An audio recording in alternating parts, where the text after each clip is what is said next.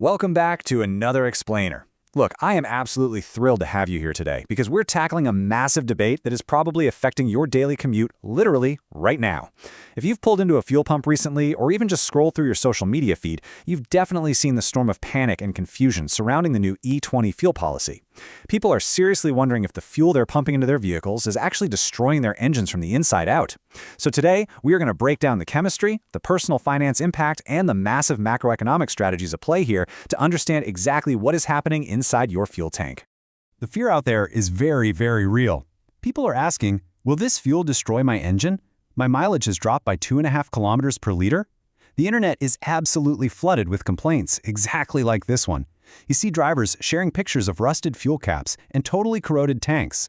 The panic is palpable. And frankly, it's completely understandable when we're talking about an expensive personal asset like your car or your daily two-wheeler. Okay, let's dive into this. Let's validate these very real concerns and separate the social media rumors from the actual hard science. So, here's our roadmap for this explainer. First, we'll decode the E20 policy. Then, we'll look at the vehicle maintenance risk, followed by the mileage drop reality. After that, we'll weigh the macro gains against the micro costs, look at how communication fuels public distrust, and finally, discuss how this is all a bridge to the future. All right, part 1. Decoding the E20 policy. E20 fuel is essentially a blend, 20% ethanol and 80% standard petrol. But what exactly is ethanol? Well, it's simply alcohol made by fermenting sugar. So yes, your car is basically getting a slight buzz. But the really clever part of this process is that this sugar doesn't actually have to compete with our food supply. It can come directly from sugarcane, or it can cleverly utilize leftover agricultural byproducts, things like sugarcane molasses, or leftover rice and corn that would literally otherwise just be thrown away. Let's move along and see how this builds, because this isn't exactly a brand new idea. Way back in 2003, there was an attempt at rolling out just a 5% ethanol blend, but it failed pretty quickly because sugar prices were just too volatile. Fast forward to 2014, and ambitious new targets were set. Then the real turning point hit in March 2023. That's when the Prime Minister officially launched E20 fuel, and new mandates meant any cars manufactured after that date had to be E20 ready. By 2025, around 100,000 petrol pumps completely phased out the older E5 and E10 fuels. And that is exactly why drivers are suddenly seeing this stuff everywhere. It's become the new standard, leaving consumers with practically zero other choices. Moving right along to Section 2, the vehicle maintenance risk. And this brilliantly illustrates the two big headaches people are facing. To really understand the engineering debate, we've got to separate the issue into two distinct scientific categories: material compliance and tuning compliance. Material compliance asks a basic physical question. Can the components of your car, the rubber, the plastic hoses, the gaskets, actually withstand the chemical properties of ethanol over time without completely degrading? Tuning compliance, on the flip side, is all about the software and the electronics. Can your engine efficiently burn this new alcohol-heavy fuel mixture to actually maintain your mileage? Now, the chemistry behind material compliance is fascinating and, yeah, slightly alarming. Ethanol is what scientists call hygroscopic. In everyday terms, that just means it absorbs moisture directly from the air around it. So if your vehicle is parked for a while, water is slowly but surely entering your fuel system. This water is corrosive, which leads directly to the rust you see in all those viral posts. But wait, it gets a bit worse. Ethanol is also a really powerful solvent. Think about how easily water dissolves a cube of sugar. Ethanol acts the exact same way inside an older fuel tank. It dissolves years of old built-up carbon deposits and sends all those floating particles straight into your vehicle's filters and sensors, clogging them up completely.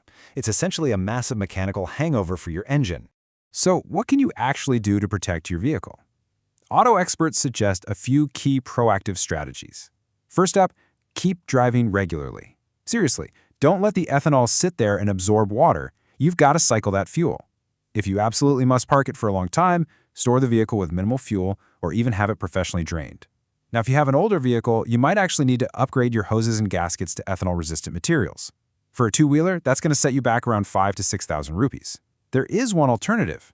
You could buy premium 100-octane fuel, which is ethanol-free. But let's be real, 100-octane fuel is incredibly expensive, and it's just not realistic for the average citizen's daily commute. Okay, Section 3, the mileage drop reality. Now, what's really interesting here is the undeniable physics behind why your mileage is dropping, and it all comes down to energy density. For every kilogram, pure petrol gives your engine about 42 units of energy. Ethanol, however, it only provides 26 units. So when you blend the two together, the overall energy density of the fuel in your tank drops. No way around it, your engine literally has to burn a larger volume of E20 fuel to travel the exact same distance as it would on pure petrol. It's just basic physics, guys. And get this, the government is completely aware of this. A 2021 report from Niti Aayog, which is the government's own public policy think tank, confirmed that for older vehicles designed for E0 or E10 fuels, fuel efficiency can drop by a very noticeable 6 to 7% when they're forced to run on E20. So, if you're out there meticulously tracking your mileage and feeling super frustrated that you're getting fewer kilometers to the liter, well, your concerns are highly validated by the data. The drop is absolutely real. Zooming out a bit for Section 4, macro gains versus micro costs. This right here is the ultimate economic trade-off. On a national level, the gains are simply staggering. India currently imports about 85% of its oil. By blending ethanol, the country has reportedly already saved a massive 1.5 lakh crores in foreign exchange since 2014. Furthermore, officials claim this policy directs about 40,000 crores in higher income straight into the pockets of farmers, all while lowering tailpipe emissions. But we have to look at the micro costs too. These massive national benefits require an unfortunate compromise from your personal wallet. We're talking the risks of engine corrosion, that 1 to 7% drop in your mileage, and the heavy burden of expensive part replacements for older vehicles. Which brings us to Section 5, how communication fuels public distrust. 30 times, a 30x multiplier. This represents the incredible revenue increase, jumping from 17 crore all the way to 511 crore in a single year for Sion Agro Industries and Infrastructure, which is an agro-processing company. Now, why does this specific number matter to our story? Because the managing director of this company just happens to be the son of the Minister of Transport.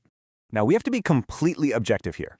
The financial statements of this company are incredibly complex. A huge chunk of that revenue is vaguely grouped under other income, making it virtually impossible to pinpoint if it actually came from ethanol production or from entirely unrelated ventures, like a massive coal power investment, which happens to be a very popular theory among financial analysts. So we do not have concrete proof of any mistake or wrongdoing. However, the lack of proactive, transparent government communication to clear up these potential conflicts of interest is exactly what breeds widespread public skepticism. When a massive policy forces personal costs onto everyday citizens, the burden of proof really falls on the leadership to communicate transparently in order to earn the public's trust. Finally, Section 6, a bridge to the future. So the crucial point here is really about efficiency. When you look at energy to motion efficiency, a traditional internal combustion petrol engine only converts about 20% of its energy into actual forward motion. The rest, it's just lost as heat and noise. Electric vehicles, however, convert an astonishing 80% of their energy into motion. That efficiency gap is absolutely massive. And because of this undeniable physics, ethanol isn't the final destination. It's really merely a temporary, and frankly somewhat messy, bridge toward an inevitable electric vehicle future. And that brings us to the end of today's explainer. The nation is saving billions in foreign exchange and giving a massive boost to the agricultural sector, but the individual citizen is the one absorbing the lower mileage, the confusing rollout, and the potentially huge mechanic bills. So, as we navigate this messy bridge toward an electric future, who should truly bear the cost of this national economic trade-off?